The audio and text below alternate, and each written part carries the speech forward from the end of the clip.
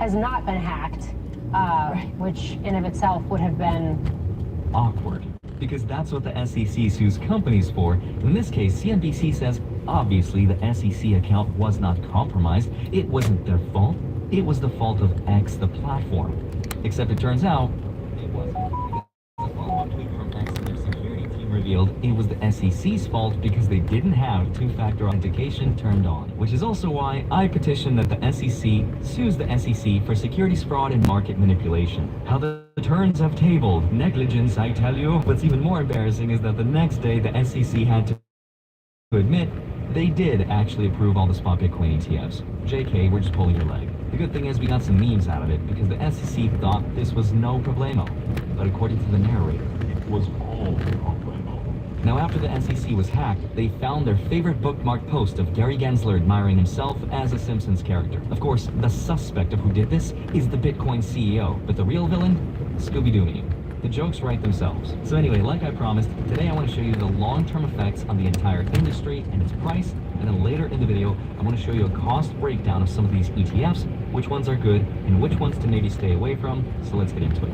Hi, my name is Alder Jick. Hope you're doing well. Come to the finance, stay for the Bitcoin and the crypto channel. And before I explain what these ETFs are and how much they cost, I want to first explain why this is so important. Because Bitcoin was created in 2009 as a way to give people a different way to hold on to their wealth that was outside the traditional banking system and their bailouts, because Bitcoin couldn't be bailed out. And that was really important because, for context, that was just 1 year after the great financial crisis of 2008. And at first I think Bitcoin wasn't supposed to be some challenger or replacement to the system. Even throughout its own history, it had a lot of internal conflict as to what it actually was. Was it a cash replacement for sketchy transactions on the internet that the government couldn't trace you? Turns out, not really. It wasn't as anonymous as people thought it was. Was it maybe a currency? And it kind of was when it was cheap to use. Turns out though, once it got too popular, it became too expensive to use as a currency. Was it maybe an inflation hedge or a store of value? What was it, right? The narrative sort of evolved, but ultimately what it really was just there for anyone to use however they saw fit. And as it grew, it became hated by all the grown-ups in the room. They tried to fight it, they tried to attack it, but eventually they realized they couldn't just get rid of it. They couldn't regulate it, and they couldn't shut it off. The actual use cases are sex trafficking, tax avoidance, anti-money laundering, terrorism financing. Bitcoin is for criminals, I tell you. That's why we're involved in it. It's true, look it up, weird stuff. But I think all the grown-ups at this point who opposed it finally had to admit that this thing is not going anywhere and it's finally here to stay. They're excited because they know they'll make billions for the management fees. So let's now talk about how all of this will actually affect Bitcoin's price. So the closest prediction for what would happen in all of 2023 was from Tommy Lee of Fundstrat. He was the closest one to calling the economy, what would happen to the stock market, and inflation. Tom, Happy New Year.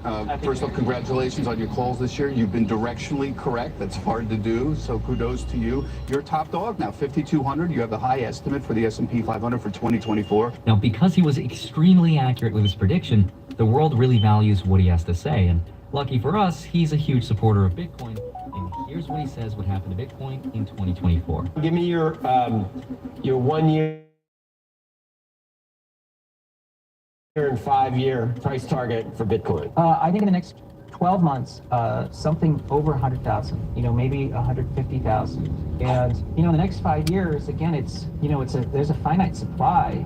And now we have a potentially huge increase in demand with the spot Bitcoin approval. So I think in 5 years, something around 500,000 would be potentially achievable. I love grape juice. Very old, finely aged grape juice.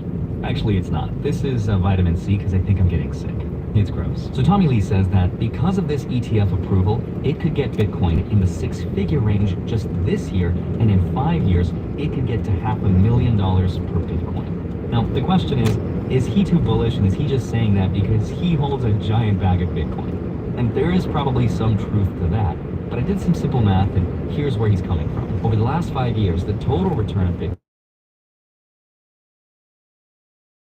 was 1,872%. That's what's called a cumulative return, which I got by adding up the last 5 years years of Bitcoin growth rate. And the fancy word for that is compound annual growth rate. And the acronym for that is CAGR. We have an intergalactic CAGR. Men in Black? It's just me? Okay. Anyway, Bitcoin's CAGR, or compound annual growth rate, is almost 80% per year in the last 5 years. Now, as Bitcoin gets older and older, and as more people have access to buy it, its returns will actually get smaller and smaller. And how we know this is because if we look back even further in Bitcoin's history, the returns are bigger. So we know for sure that as Bitcoin matures, returns will get smaller and smaller and smaller and smaller with each